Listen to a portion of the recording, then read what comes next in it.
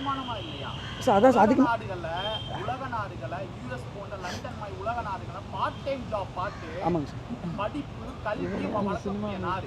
ஒரு அப்பா அம்மாவோட தாலி செயினை காசு சம்பாதிச்சு காலேஜ் ஃபீஸ் கட்டின சமூகம் தான் நம்ம தமிழ் சமூகம். ஒரு நடிகருக்கு பின்னாடி இப்படி போறது தப்பா இல்லையா? ஏன்னா தமிழ் சமூகம்னு இல்லைன்னா ஒட்டுமொத்த உலகத்தோட சைக்காலஜி அதுதான்.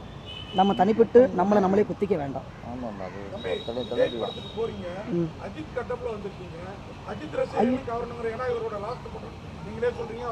அண்ணா இல்லைண்ணா இல்லை சேஃப்டி பர்பஸ் இல்லை அண்ணா ரெட் அண்ட் எல்லோ நான் பைக்கில் போகிறேன், முக்கியம் மோட்டார் சைக்கிள் நான் ட்ராவல் பண்ணுறேன். இது இல்லை பைக் நார்மல் தான். இது வந்து என்னோட சேஃப்டி. தூரத்தில் இருந்து பார்த்தாலும் தெரியும், நைட்லேயும் கொஞ்சம் இதாகும். அந்த ஒரு சேஃப்டி பர்பஸ் பைக்கில் போகிறதுனால இது நான்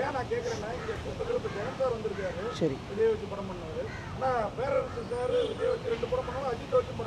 ஆமாம்.